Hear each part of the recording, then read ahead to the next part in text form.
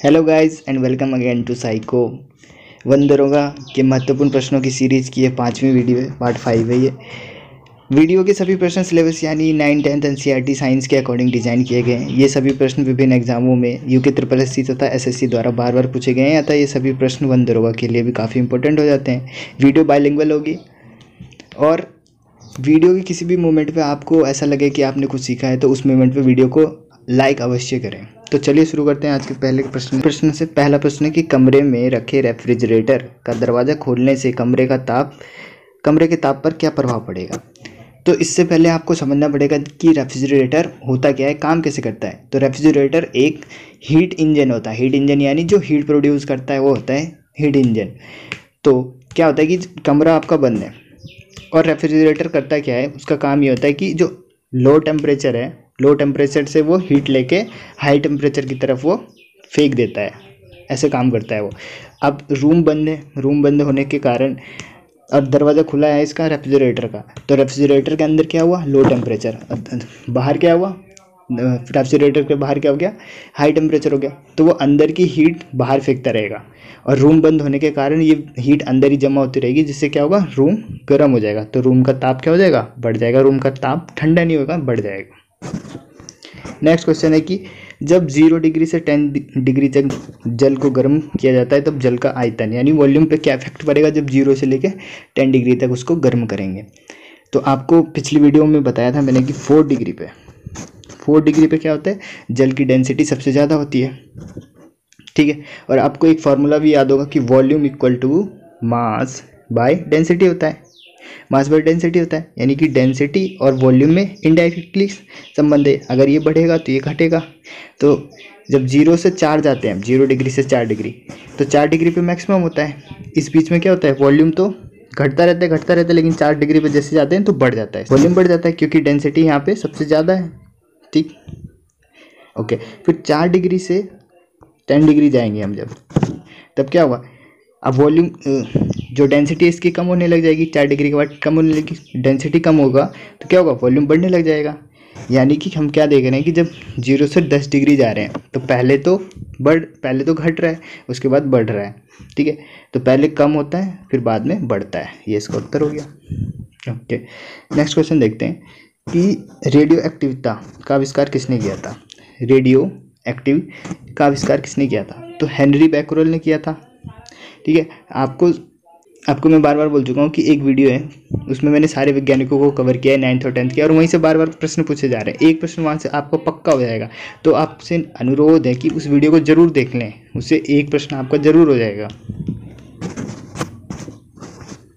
Next question है, marsh gas के नाम से जानी जाती है। मार्स गैस मीथेन को बोलते हैं। नेक्स्ट क्वेश्चन है, लैंगरहैंस की द्वीपिका कहाँ पाई जाती है। लैंगरहैंस, देखिए आइलेट्स ऑफ लैंगरहैंस बोलते हैं इसे इंग्लिश में। ये कहाँ होता है, हमारे पैनक्रिया में होता है। ये पैनक्रिया, स्टमक के नीचे पैनक्रिया होता है, पैनक्रिया में ही होता है लैंगरहैंस तो पैनक्रिया में पाया जाता है। अब यहाँ से बहुत महत्वपूर्ण प्रश्न बनते हैं कि लैंगरहैंस में कितने प्रकार की सेल्स होती है, कितने प्रकार की कोशिका होती है। तो 3 प्रकार की कोशिका होती है। कौन सी, अल्फा, बीटा और डेल्टा, 3 प्रकार की कोशिका होती है। और इन 3 प्रकार की कोशिका से अलग अलग हार्मोन्स और एंजाइम रिलीज होते हैं। अल्फा से क्या सीक्रेट होता है, ग्लूकोज। बीटा से क्या सीक्रेट होता है, इंसुलिन, इसी से डायबिटीज़ भी होता है।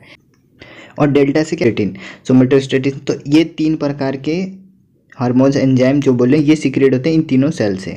ओके, ये तीनों याद रखना है आपको। आइलेट ऑफ लैंगरहैंस की 3 सेल्स होती हैं, इन तीनों सेल से ये सीक्रेट होते हैं।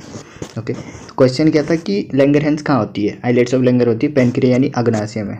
नेक्स्ट क्वेश्चन देखते हैं। नेक्स्ट क्वेश्चन है कि किसी वस्तु में जड़त्व का गुण किसके कारण होता है। इनर्शिया, जो इनर्शिया होता है मास का मापन होता है कि मास कितना है किसी बॉडी में, उसी को इनर्शिया बोलते हैं। उसी की वजह से, जैसे कोई पत्थर रखा हुआ, उसको हिलाने में हमें फोर्स लगाना पड़ता है अधिक, तो उसको किस प्रकार क्यों नहीं हिला पा रहे हम, क्योंकि उसमें इनर्शिया है। और वो इनर्शिया किसके वजह से, तो उसके मास की वजह से, उसके द्रव्यमान की वजह से। ठीक है, तो उसमें जड़त्व का गुण किसके कारण होता है, तो उसके मास के कारण। अगर उसमें मास नहीं होगा तो उसमें कोई इनर्शिया नहीं होगा। ओके, नेक्स्ट देखते हैं। क्रोमोसोम शब्द सर्वप्रथम किसने दिया था, तो क्रोमोसोम शब्द दिया था वाल्डेयर ने। वाल्डेयर, इनका पूरा नाम था विलियम वॉन वाल्डेयर हर्ट्ज। ये था इनका पूरा नाम, विलियम वॉन वाल्डेयर हर्ट्ज, इन्होंने दिया था। और जो क्रोमोसोम शब्द है ये जर्मन का एक शब्द होता है क्रोमा। क्रोमा से बना है। क्रोमा का मतलब ही होता है रंगीन। आपको पता होगा क्रोमोसोम कैसे होते हैं, रंगीन रिबन लाइक स्ट्रक्चर होते हैं, रिबन बने होते हैं, वही होते हैं क्रोमोसोम, और उस पर डॉटेड डॉटेड फॉर्म होते हैं, वही होता है क्रोमोसोम। तो वाल्डेयर ने दिया था सर्वप्रथम। नेक्स्ट क्वेश्चन है, आर्किमिडीज नामक प्रमुख वैज्ञानिक ने कौन सा नियम दिया था। ये मैंने उस वीडियो में आपको कवर किया है, प्रमुख वैज्ञानिकों वीडियो में, उसमें पूरे स्टोरी के साथ बताया था। इन्होंने दिया है जल का उत्प्लावन का नियम, उत्प्लावन यानी बायोन स्पोर्ट्स का नियम दिया है इन्होंने। और उसमें ये भी बताया था कि जब इन्होंने उत्प्लावन बल का खोज किया था तो इन्होंने सबसे पहले किस चीज़ की शुद्धता की जाँच की थी, तो राजा की जो सोने की मुकुट होती है उसकी जाँच की थी। और ये क्वेश्चन बहुत बार एग्जाम में पूछा गया है कि किस चीज़ की सर्वप्रथम जाँच की थी, तो राजा के सोने की मुकुट की जाँच की थी इन्होंने। नेक्स्ट क्वेश्चन देखते हैं कि प्रकाश संश्लेषण में अधिक मात्रा में काम आने वाला रंग, यानी कि सबसे बेस्ट प्रकाश संश्लेषण कौन से कलर में होता है, तो वो होता है लाल रंग में। क्यों होता है, क्योंकि जो लाल रंग है इसका तरंग दैर्घ्य यानी वेवलेंथ सबसे ज़्यादा होता है, इसलिए।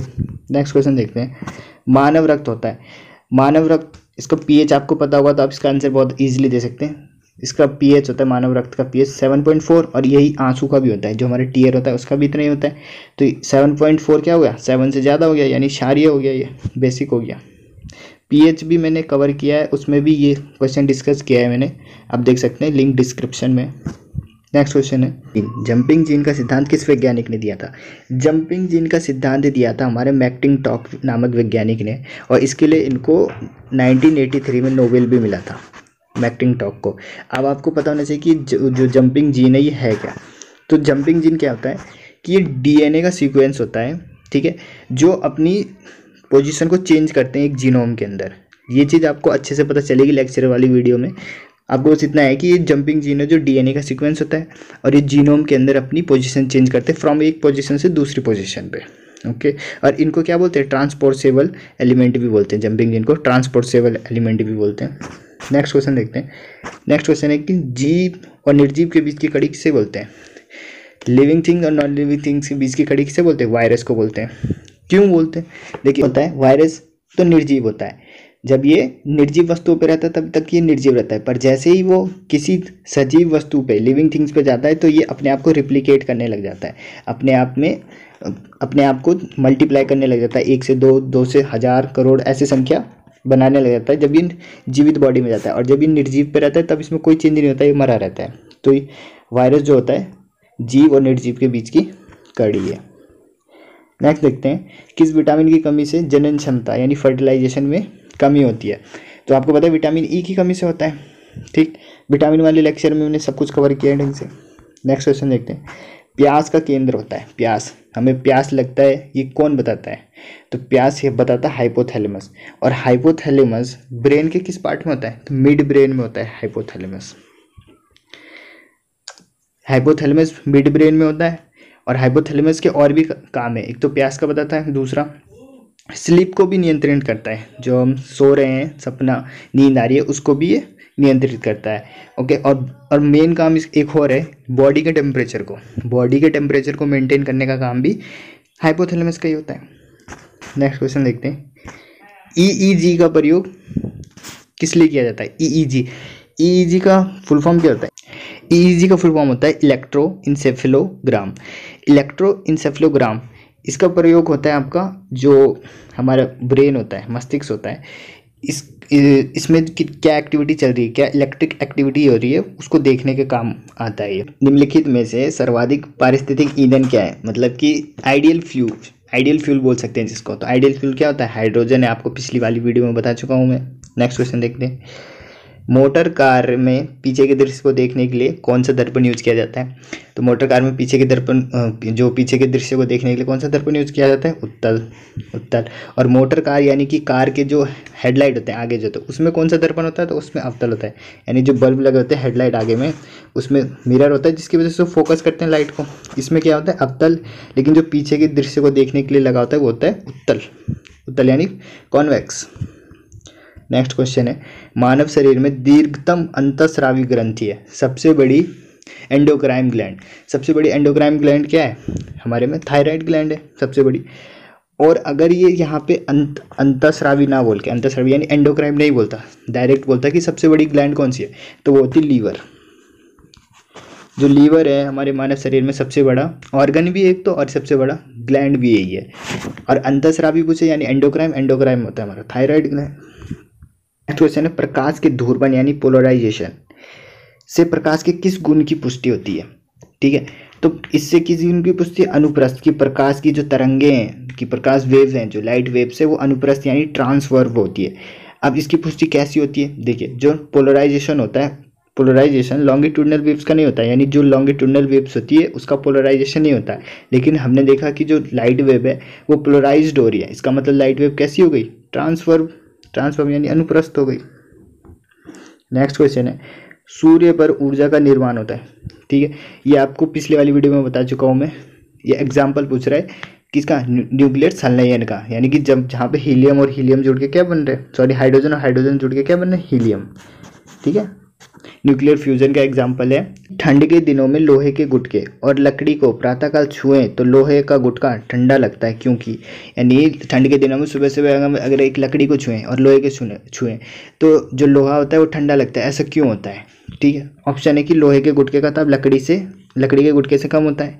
ऑप्शन बी है कि लकड़ी के गुटके यानी लकड़ी की तुलना में लोहा ऊष्मा का अच्छा सुचालक है। बिल्कुल सही बात है। देखिए लकड़ी क्या है, इंसुलेटर है, कुचालक है, यानी वो ऊष्मा को कंडक्ट नहीं कर पाता है। मतलब अगर लकड़ी का एक गुटका लिया मैंने, लकड़ी का एक गुटका लिया, यहाँ पे अगर मैं हीट दे रहा हूँ, यहाँ जला रहा हूँ, तो यहाँ पे हीट नहीं पहुँचेगी। जबकि अगर मैं एक लोहे की रॉड लेता हूँ, यहाँ पे हीट दूंगा तो ये हीट यहाँ पे पहुँचेगी। अगर मैंने यहाँ से पकड़ रखा हुआ तो मेरा हाथ जल सकता है। क्यों, क्योंकि जो लोहा होता है वो हीट को कंडक्ट करता है। ठीक है, कंडक्टर होता है, और हीट का कंडक्टर होता है। लकड़ी क्या होता है, इंसुलेटर होता है। तो इसलिए जब हम लोहे को छूते हैं तो लोहा क्या करता है, हमारी जो हीट होती है, हम तो उस टाइम गर्म होते हैं, हमारी हीट को अपने अंदर ले लेता है, क्योंकि लोहा ठंडा होता है, इसलिए जो हमें ठंडा महसूस होता है वहाँ पे। ठीक, नेक्स्ट क्वेश्चन है कि जल की स्थायी कठोरता यानी परमानेंट हार्डनेस का कारण क्या होता है।